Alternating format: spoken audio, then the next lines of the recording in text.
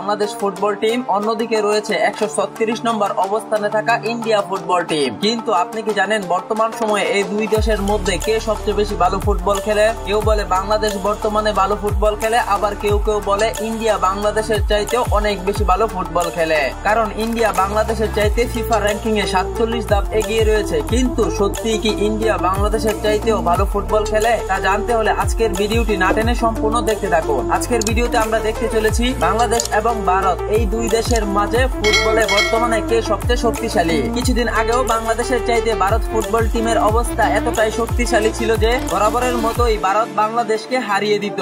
কিন্তু বর্তমানে রয়েছে বাংলাদেশে বেশ কিছু প্রবাসী ফুটবলার যারা একদিন এই বাংলাদেশের ফুটবলকে নিয়ে যাবে বিশ্ব ফুটবল মঞ্চে। এটাই বাংলাদেশের প্রত্যেকটি ফুটবল ভক্তের প্রত্যাশা। 2027 এশিয়া কাপ বাছাই পর্বের 5টি ম্যাচ থেকে ইতিমধ্যে বাংলাদেশ খেলে ফেলেছে 4টি ম্যাচ, যার ভিতর দ্বিতীয় ম্যাচটি ছিল ভারতের বিপক্ষে। সেই ম্যাচটি ছিল হামজা চৌধুরীর অভিষেক ম্যাচ। সেই ম্যাচে ভারতের বিপক্ষে বাংলাদেশের পারফরমেন্স ছিল দুর্দান্ত।